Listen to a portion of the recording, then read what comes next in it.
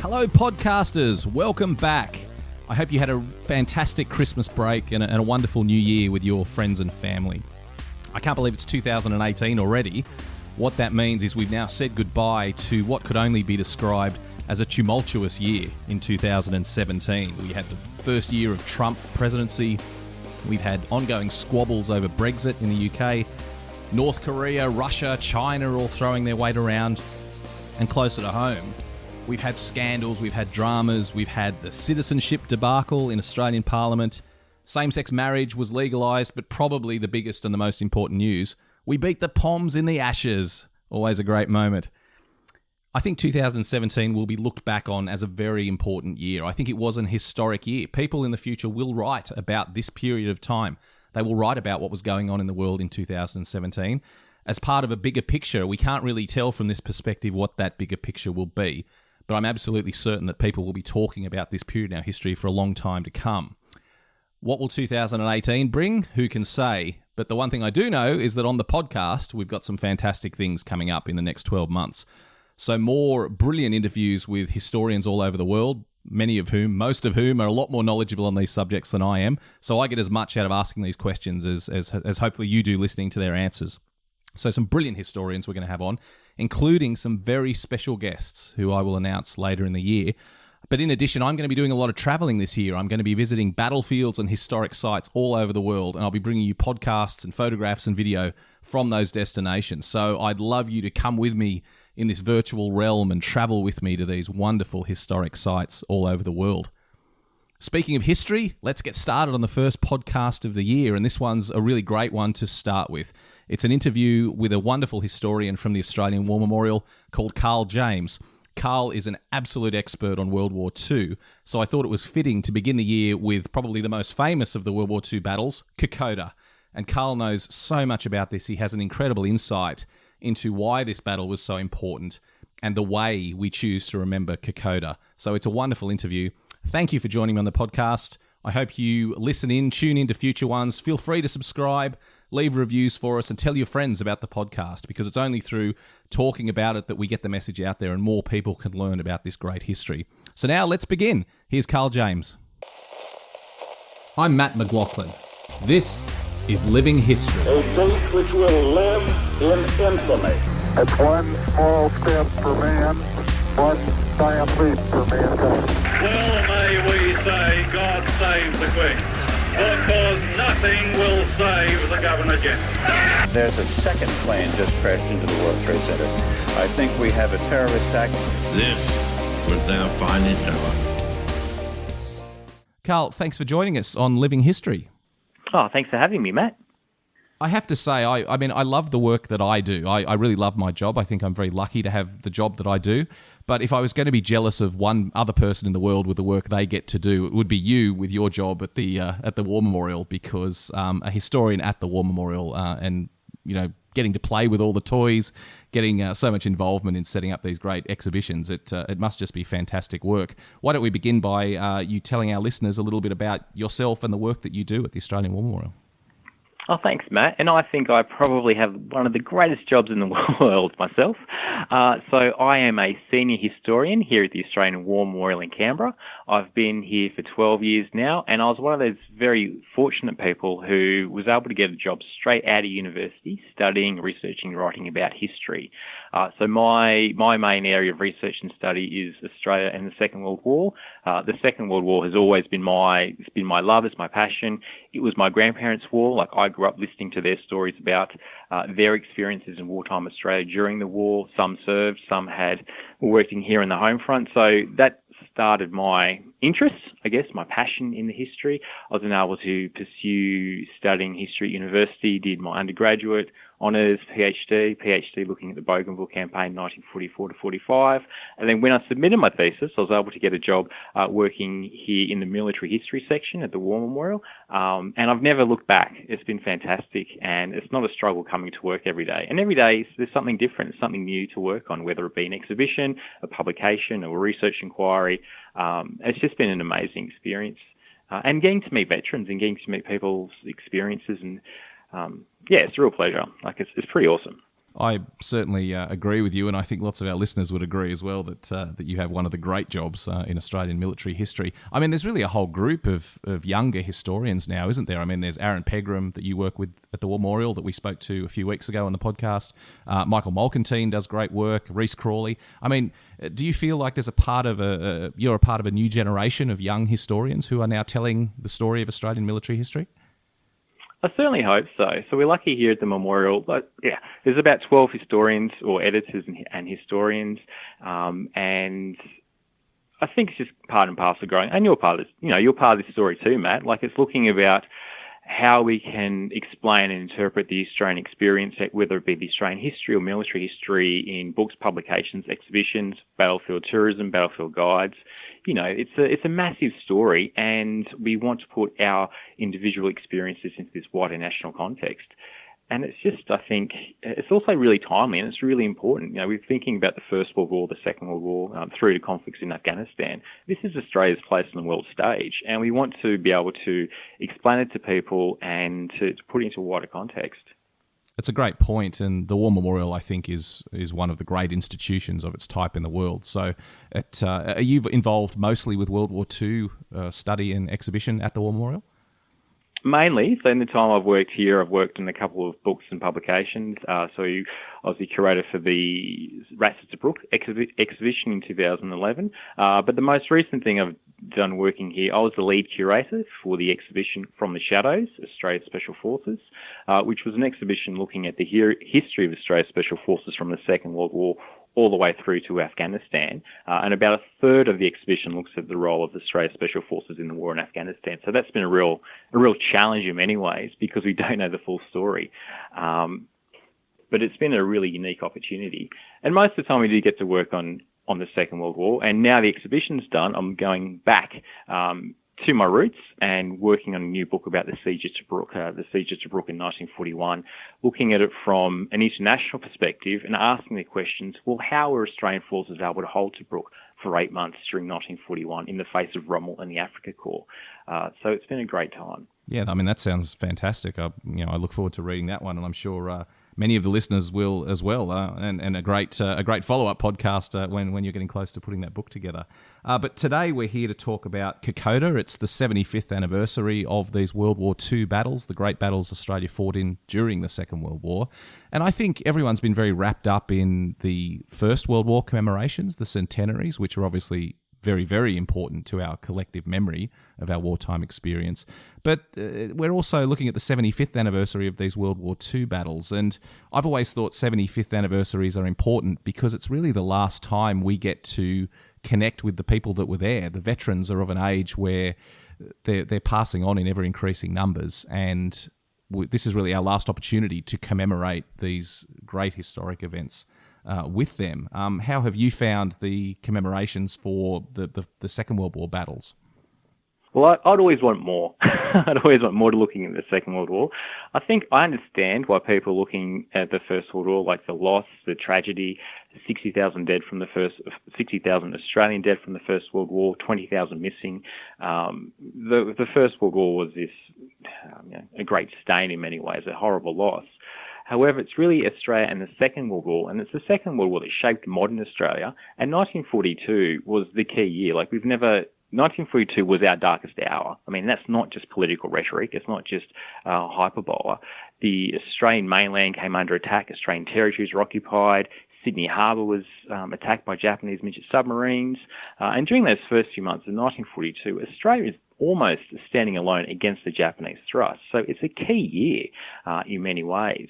And things such as Kokoda, Milne Bay, and then the bloody beachhead battles of Boona, Gona and Sanananda, these were key moments in Australian military history, but also Australian history more generally. So I think this has been a great year to look back and reflect on why 1942 is important, why Kokoda still resonates, and to have these public discussions while there are still Kokoda and Papuan veterans alive with us. So for the 75th anniversary, these men and women are now in their mid-90s, within their early 20s in 1942. So it's a conversation and a public debate which we won't be able to do in the next couple of years. Once those last veterans have passed away, our last living link to the Second World War will go, and it'll really move from a living shared experience through to pure history. Like, it will be very similar to the First World War, or even say Waterloo. Very interesting, but deep in the pages of history, whereas now is pretty much our last time when we can have a discussion about, well, what happened in 1942, what did it mean to Australia, and to have these conversations where there's still live living participants to get their first-hand experiences. Because if we don't capture them now, it will be gone in a couple of years' time. Like, I never met a First World War veteran, but as I said before, I grew up listening to those stories from the Second World War. So once those veterans pass away, the debate and the discussion will really change. So we need to have these conversations now while we still can.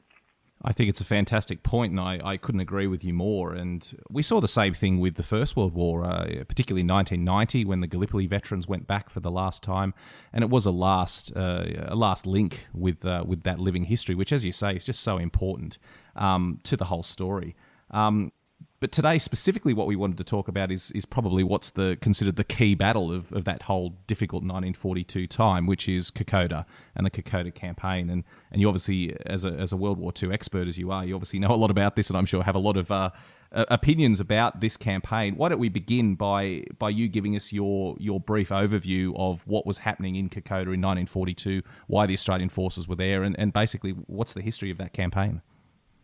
Yeah, it's quite an interesting history, and it's hugely engaging. So if we cast our minds back 75 years to early 1942, as I mentioned before, this is really Australia's darkest hour. The Japanese have smashed across Southeast Asia and the Pacific. Singapore has fallen. Darwin has been attacked for the first time on the 19th of February 1942. Australia's territory of New Guinea is occupied by the Japanese. We're very much alone in those first months of 1942. We have this vast continent, but our military is small. Our experienced soldiers from the Australian Imperial Force, they're en route coming back from the Middle East. So the continent of Australia is quite vulnerable, and the Japanese have moved throughout Southeast Asia into the Pacific. They've captured Rabaul at the start of the year. Rabaul becomes their major base in the Southwest Pacific area, and they've advanced through the Solomon Islands down to Guadalcanal, and they're also looking towards Port Moresby. So in July of 1942, you have the Japanese force lands on the northern beaches of Papua in late July, move inland, and we start to have these first skirmishes and clashes with Australian forces in the Owen Stanley Range. And so from late July through until mid-September or late September, you have a couple of key months where the Japanese forces are moving across the Owen Stanley Range along the Kokoda Trail, pushing towards Port Moresby, looking towards Port Moresby, and we have some incredibly desperate fighting. Australian forces are dug in first Kokoda, Isarava, Brigade Hill, fighting these very vicious, bloody rearguard actions, trying to slow down the Japanese advance. Finally fall all the way back to Uriabaila. The Japanese, meanwhile, their commanders on the ground in Kokoda have received orders to move back across the mountains, back towards the beachheads at Bunagara and Sandananda on the northern coasts of Papua. And so from late September into October, you have Australian soldiers pursuing the Japanese back across the mountains. And then by mid-November, the Australians have pushed the Japanese back. We crossed the Kamusi River, and that back end of 1942, you have those vicious, bloody beachhead battles of Bunagara and Sandananda. So it's a turbulent year in many ways. And in many ways, Kokoda is a deceptively simple campaign. It has a beginning, a middle, and the end. So the beginning is the Japanese land on the north coast around late July. They move inland. You have those dramatic moments, Kokoda and Sarava. There's also things going on in the political home front. The sacking and dismissing of generals. Australian politicians are very nervous. General MacArthur, who's made his way from the Philippines, makes his way back to Australia, thinks he's going to save the Australian mainland. Instead, thinks there's going to be this huge American force here to push back in the Pacific. Not here. MacArthur's disappointed, puts pressure on the Australian Prime Minister, John Curtin, who pushed pressure on General Blamey. So there's things going on the highest level, drama fighting along the along the Kokoda Trail in the Owen Stanleys. It all goes, by late September, pretty dire, incredibly dark. If you look at a map, it looks as if the Japanese are practically at Port Moresby. And then at the end of September into October, we then push the Japanese back across the mountains. And that's the second half of the campaign. So you can divide Kokoda into two parts. One, the Australian withdrawal, and then the second part is the Australian advance from October through to November. So it has a lot of those key elements. It's a simple story. It's in arduous terrain. So when I'm talking about the Kokoda Trail, what's that? It's 97 kilometres long, uphill, down dale. It's hot during the day. It's cold at night. It's constantly wet. The physicality of Kokoda is another thing which struck in people's minds. The rain, the terrain, the mud. The physical conditions are incredibly arduous. And then you're fighting the Japanese, who are a ferocious enemy, incredibly skilled, and they're prepared to, willingly to fight to the death. So it has all these different elements of drama and tension, which make, I think, some of the reasons why Kokoda has really endured to today. Well, I think you're certainly right. I think if you ask the average person to name great Australian battles we'd been involved in, Gallipoli would be right at the top of the list, but I think Kokoda would be up there as well. I think those are the two great iconic battles that Australian forces are known for, perhaps to the detriment of some other actions that the Australians have fought in and that we should know more about. But, I mean, Kokoda has an incredible reputation in Australian history. Is that reputation deserved? Was it as iconic as we make it out today? There was the risk of invasion, we thought, and there's been discussion about whether that was actually going to happen. I mean, does Kokoda deserve its place in Australian military history? I think there's no doubt that it does deserve its place. It is an epic. It's an incredibly strong Australian story. And that's another reason why I think Kokoda has endured. It was fought on Australian territory, because Papua was an Australian territory. It's fought and conducted by Australian soldiers. And it's fought at the time, and many soldiers thought, to stop a Japanese invasion of mainland Australia. Now, we now know the Japanese weren't going to come to the mainland, and we're really looking towards Port Moresby. But it certainly captures a lot of those strong Australian elements. It's a very strong Australianness of Kokoda that I think are part of its appeal. The thing to keep in mind with Kokoda, though, is that while Kokoda is incredibly prominent today, that wasn't always the case. In 1942, yes, the stories of Kokoda was being reported. So you have things such as Damien Pereira's film, Kokoda Front Line, has some very powerful images. But really, in 42 to 45, Kokoda was just one of many battles that were fought by Australian forces in the Pacific. And post-Second World War, it's really the Rats of Tobruk. They were the lauded heroes of the Second World War.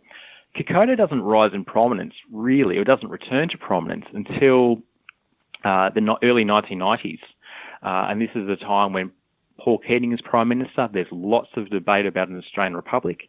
In 1992, Keating goes to Port Moresby. He then flies to Kokoda. He very famously kisses the ground, and he makes this great pledge basically saying that he thinks that Kokoda is one of the key moments in Australian military history. So from the 1990s, you have this very close, or a reconnection of Australian values and a strong sense of Australianness, which is associated with Kokoda as opposed to many other battles. And from the 90s onwards too, you have a rise of trekkers, so people can go and trek the Kokoda Trail today. You have a sense of the terrain, the environment, what a place looks like. And the other thing too with Kokoda is you have these very powerful images. So the stills from Damien Pereira's film Kokoda Front Line, you can see men, trying to climb up the terrain through mud up to their knees, almost up to their knees. The rain, the physicality of it, which is really quite key. That captures people's imaginations. Milne Bay, so a battle that was fought on the east coast of Papua about the same time in August and September. It's a key battle, so that the Japanese mountain and amphibious force trying to capture the airfields at Milne Bay. Battle goes for about a week, and the Japanese are evacuated. Key battle, first decisive defeat of the Japanese amphibious force. However, it has never had the same resonance for Kokoda. Part of that is because the battle was fought in the rain and the mud. There's no images, there's no iconography to represent the campaign, whereas with Kokoda you have film, you have individual stories, you have photographs. So, and Kokoda too is a much easier story to pull out, to make it kind of simple. Whereas some of the other battles that were fought in 43 or even 1945 around about in New Guinea or in Bougainville in 1945, or the nuances of those massive battles that took place in Borneo in 45, much more complicated. The Americans are there, the story's a little bit diluted. But Kokoda has a very strong sense. It's a simple story, it's a strong Australian story, and from the 1990s onwards, it's really been a main focus of commemoration and Australian values too, that sense of courage, endurance, mateship, sacrifice. Those words that are engraved at the Isarava Memorial are so closely associated with Australian values That's all part of the reason why I think Kokoda has resonated and why Kokoda will endure. It's partly why it will rival Gallipoli.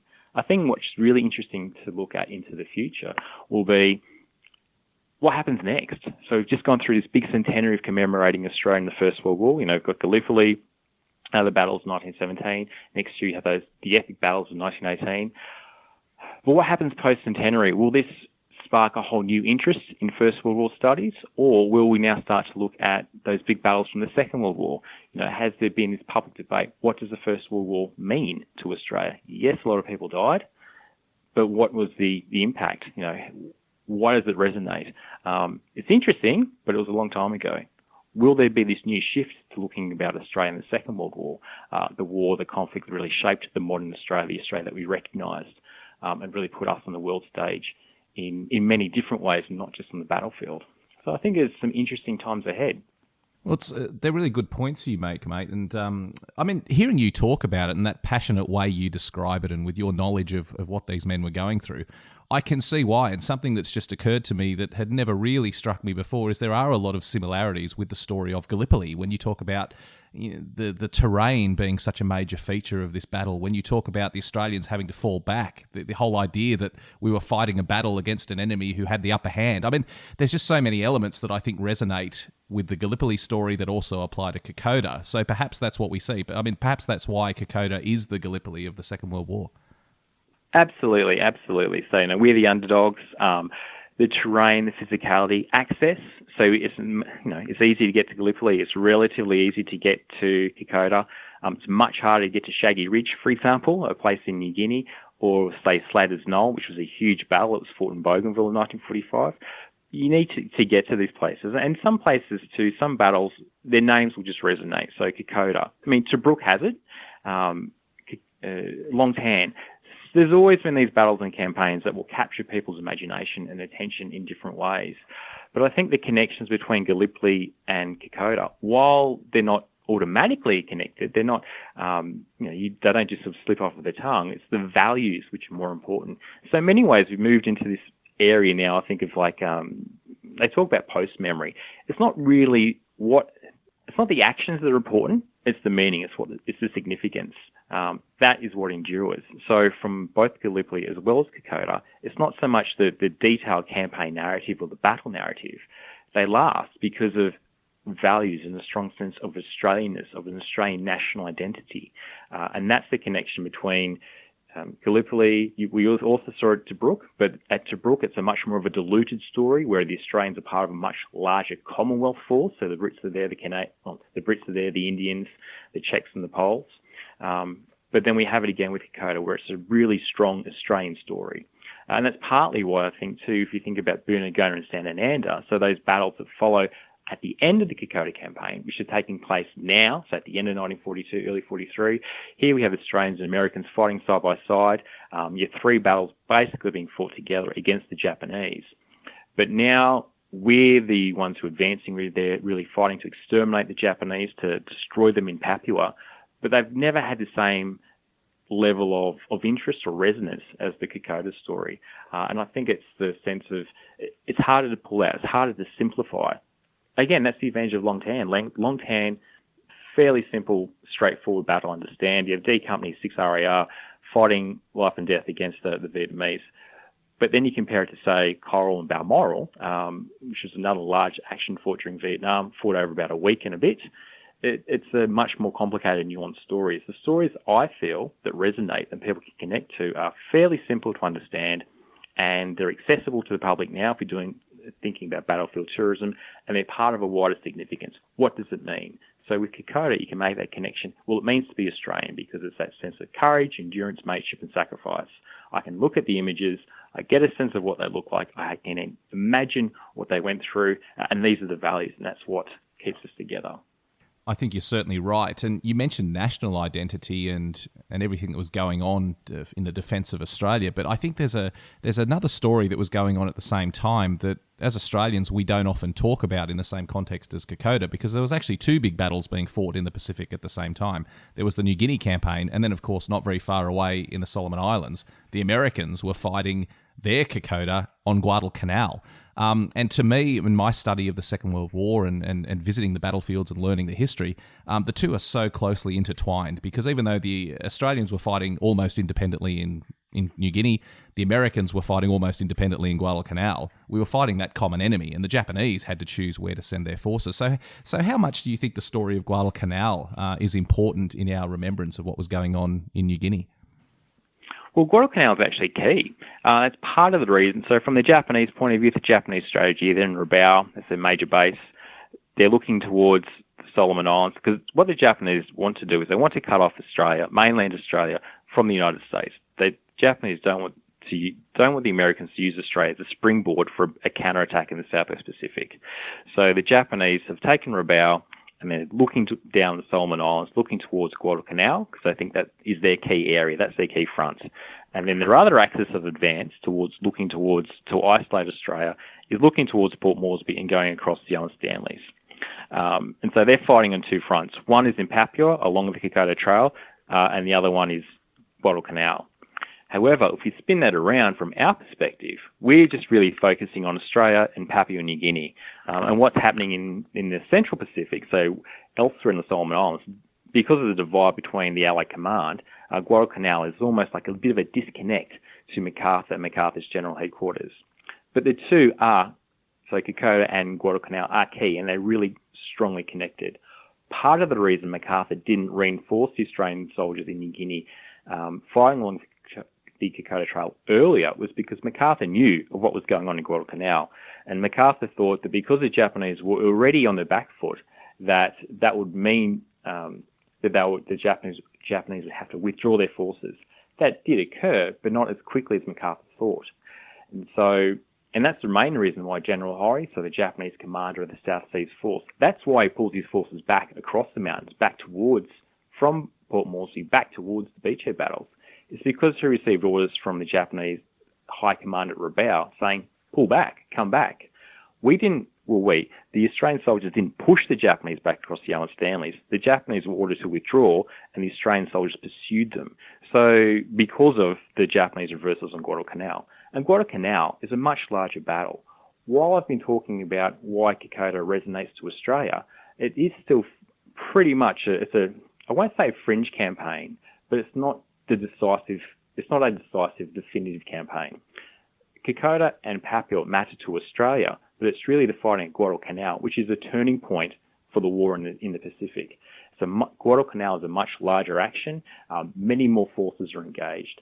And even if you're just thinking about the cost, it's a much bigger action. So some 640 Australians are killed fighting along the Kokoda Trail. If you look at all of the Australians killed in Papua in 42, so Kokoda, Milne Bay, and the beachhead battles, it's around about 2,000 Australians.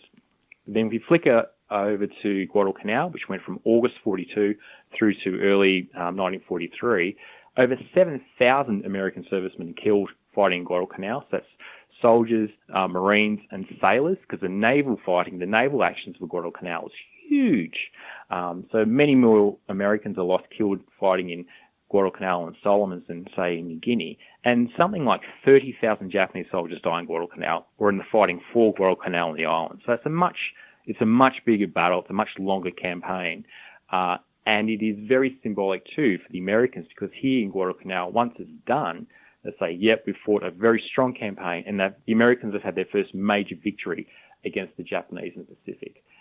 So Guadalcanal is really the turning point.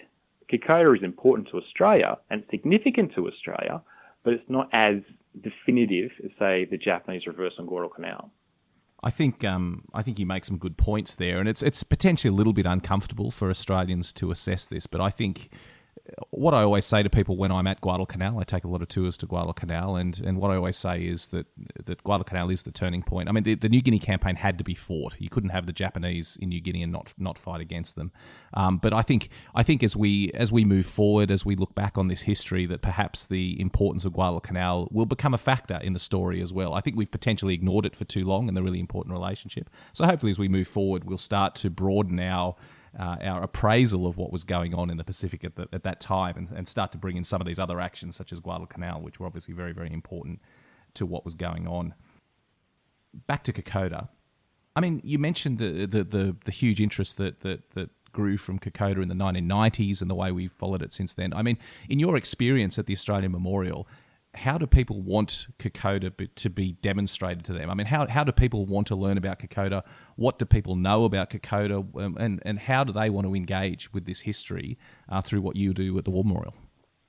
It's a really interesting question, because the Kokoda we have on display in our Second World War galleries was really designed close to 25 years ago.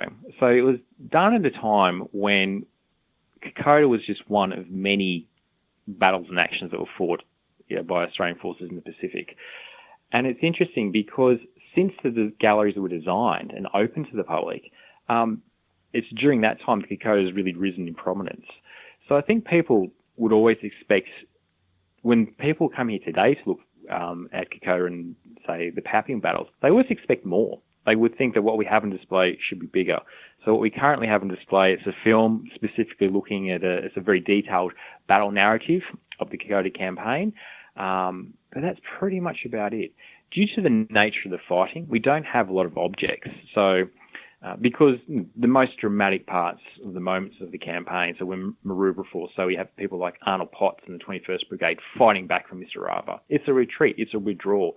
People aren't really going out actively collecting items for a museum or a display for something down the future. So we don't have as strong a collection to illustrate the story. What we do have is film and images, and so that's what we display. But we really think that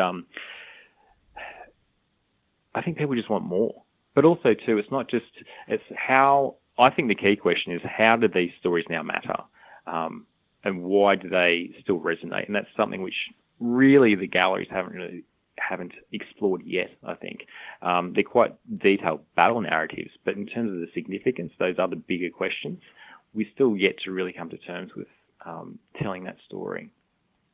In the telling of the story of Kokoda, particularly recently, there has been some controversy. There's been books written and articles written where people have questioned the performance of the Australians. They've questioned why we hold it up so strongly in Australian memory. There has been some recent controversy regarding Kokoda. Where do you stand on all that? I mean, are there elements of the Kokoda story that we should readdress, that we should be looking at differently, particularly in a year as important as the 75th anniversary?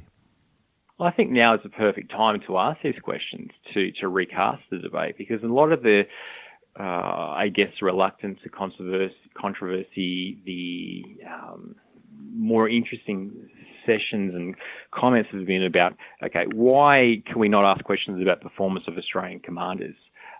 Some commanders, we have no problem talking about Haig, for example, in the First World War. Great Allied commander. Was he a butcher? Was he, a very skilled officer? We're comfortable talking about, say, the performance of senior British commanders during the First World War. Why can't we ask similar questions of Australian officers during the Second World War? And why can't we ask questions or pose these little discussions about, say, Arnold Potts, Sid Rao? Should they or shouldn't they have been dismissed? I think there's nothing wrong with asking questions. I think sometimes in the past people have taken a bit of a belligerent attitude towards this wider debate around, were the Japanese going to invade mainland Australia? Yes or no? You could cast in a way saying, well, if you believe the Japanese were coming, then you're an idiot. See, that's not the approach to do, because if you do cast your mind back and think about if you were living in Canberra or Sydney 75 years ago, the Japanese have come into Sydney Harbour. If they can attack Sydney Harbour, of course they could attack anywhere. It's understandable that people would think this way. They would have this fear, have those concerns. So it's really about how you phrase the debate. But one of the things which is really quite striking and very interesting, I guess, as an observer, is the way that some people are still very reluctant or hesitant to even talk about the Japanese. To talk about them beyond the sense of just being the Japanese or to talk about units. So while we can drill down to the experience of individual Australians, such as, say, Sam Templeton, for example, the legendary company commander from the 39th Battalion, we haven't really drilled down and talk about similar Japanese individual experiences. There's this notion, too, that because they're the enemy, anything they write in their records must be lied, or there must be fabrication. So it's almost as if we've gone so far in talking about the Australian experience of war and Australian soldiers that in some circles, I'm concerned that some people may celebrate that, where any discussion, any sense of evaluation or reflectiveness is being criticised. We need to ask questions. The military do it all the time. They go through operations, they have lessons learned, think, what did we do? How can we do it better? And historians do the same thing. Just because you ask questions of Australian soldiers or Australian officers, it doesn't mean, that we're bad. It's a really interesting debate that we've gone so far by celebrating some aspects that any type of questioning is almost criticised. And really it's a case of, well, maybe the Japanese soldiers did outfight the Allies in some situations. But mainly the key thing is we're just not looking at Japanese records in the detail that we should do. We do a great job at talking about Australian stories from Australian records and Australian experiences. But let's look at Japanese records. What were Japanese saying about us? What were the Japanese intentions? What were their tactics? We need to really drill into the Japanese record. So the Japanese story is still yet to be explored fully for Papua and the wider Pacific War. And the other big area too, which no one really engages with, are the experiences of the Papuans and New Guineans. Now, we're very happy to talk about the Papuans as fuzzy wuzzy angels, as carriers. But the Papuans and Guineans and Solomon Islanders were very active combatants in the war as well. They were scouts, they were guides, they were members of the Papuan Infantry Battalion, the New Guinea Infantry Battalions. We haven't really addressed their experiences of the war beyond just simple stereotypes, or even larger questions about, well, what was the effects after the war? Because we know whole villages and tribes were relocated. We know in some parts of Papua New Guinea and the Solomon Islands, Bougainville, for example, people died from famine and the disease and as a result of the Japanese occupation for years after the war. There's still many things we don't know about the Pacific beyond just the big sort of headlines of Kokoda or Changi or, there's still so many questions to ask. In your experience, what is the Japanese opinion about what went on in New Guinea? How do the Japanese view the actions there? How do they view the Australians who fought in New Guinea? Well, that's a really interesting question, because while we can, we've just spent 40 minutes talking about Kokoda and why Kokoda resonates with Australians today, there is very little to almost no memory of the War of New Guinea in Japan itself at all. It's just this green hole, for want of a better word, or to steal a phrase from Peter Stanley. From the Japanese perspective, it's often said, and I think this is quite true, the war isn't talked about at school. What is discussed is the war against America or the war in China. The fact that there were Japanese soldiers made it as far south as New Guinea, many Japanese people aren't even aware of. And because the main two regiments, so you have the 144th and the 41st Infantry Regiments, because they suffered such heavy casualties during the fighting in Papua, say Kokoda and Buna, for example, there's not strong unit associations that made it way back to Japan. So not many Japanese, there were very few Japanese survivors from New Guinea, so they're not really in a position to tell their story post-war. So the interesting thing is that why we will talk up, and Kokoda is part of Australia's national identity, or has become associated with Australian national identity. Kokoda in Japan, no one has ever heard of it. And that's partly too because it's such a vast, from the Japanese perspective, the Pacific War is so vast. It covers half of the world's globe, from the Aleutian Islands all the way in the north of the Pacific, right across the Pacific Ocean, into the depths of China. It's a huge part of it. It's a massive war from Japan's point of view. And so, Papua New Guinea, Papua, Kokoda, it's almost like a fringe of a fringe campaign from a Japanese perspective. So there's no memory of the war at all. And yet 100,000 Japanese soldiers die in New Guinea. It's just, it's huge. It's just a huge sense of loss from Japan, but it just doesn't resonate in a much larger war. Well, we know that there are a lot of excellent historians in Japan who are now starting to look at Japan's role in the Second World War. It's so instrumental in their recent history, yet there certainly has been a situation in Japan where they've overlooked it. The memories have been too painful. They haven't wanted to address that part of their history, and I'm very pleased to see that is changing now. So hopefully, as that continues to evolve, hopefully the importance of the New Guinea campaign and Japan's role in it will become more more exposed and more investigated from the Japanese side. Oh, I think absolutely. I mean, we can be aware of the past. It just doesn't. We don't have to be prisoners of it. And I think as we move forward into the future, now's a real time to get a sense of, well, what's Australia's place in Asia? What's Australia's place in the world? And we can have these questions. We can have these dialogues. We need to have this dialogue because then we understand why things happened, and not just about the events, not just the narrative. It's like, what does it mean? I always think that's the key question. There's the so what factor. Okay, this thing happened, what does it mean? That's why these things are important to us. And it needs to be part of a wider debate, looking at a wider discussion. We can't just keep telling the same types of Australian stories to ourselves. I think now is the time to look beyond just the single Australian experience and put our story into a much wider multinational context. Let's bring in the Americans, let's bring in the Japanese, let's bring in the Papuans, let's bring in the Solomon Islanders. Now is the time to get a much more nuanced understanding of the effects of war and our place, Australia's place in the world. Do you think that's going to happen, particularly as we move towards the 100th anniversary? What is the future of remembrance of Kokoda? And is that going to change when we enter this new era where we have no veterans left to tell their stories firsthand? That's a really interesting question, and I don't know. We know if you look at other sense of comparison. So in the United States, for example, we're in the centenary of the US Civil War. So in the 1960s, as you had 100 years from, say, the US Civil War, that's when the boom in Civil War studies in the United States really began. And that's partly because even after 100 years, they could see the war didn't end. You know, the divide between North and South within the United States was still key, and understanding the conflict helped understood the present.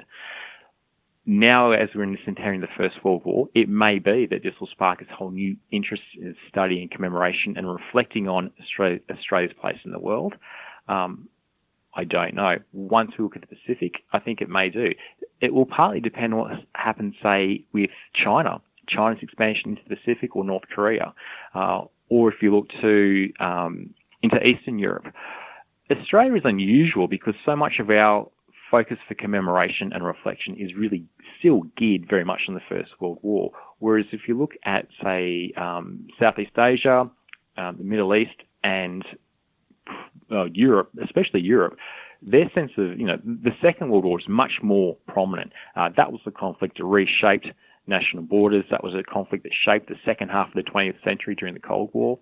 So, the Second World War in other countries is much more, even in Britain, you have the return of the spirit of the Blitz, the spirit of 1940, the People's War that occurred in Britain.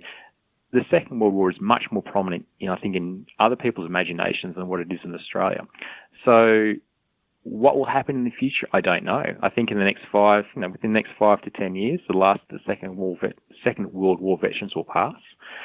And it may be a whole new theme of commemoration, but it also may, it's up to us, to be honest. It's up to myself, it's up to you, it's up to all those other people out there to keep this debate and to keep this discussion going. Go visit the battlefield, go read a book about the Second World War, make a documentary, listen to a podcast, talk to your grandparents or your great-grandparents while you still can, and then you can put your family's experience into this much larger national context or an international story. The Second World War was the biggest, bloodiest conflict in human history. It was the defining event of the 20th century. And it's so large, so complicated, we still don't understand it. And yet, the effects of the war shaped the second half of the 20th century, and they're still with us today. It's a wonderful point, Karl, and let's hope that that this is just the beginning of a new era of understanding about the Second World War and interest in it, because, as you say, it is just such a compelling story. And I think everyone would agree the way you've told it today has been absolutely fascinating. So thank you so much for your time. It's been really wonderful having you on the show. Thanks for having me, Matt. It's been a real pleasure.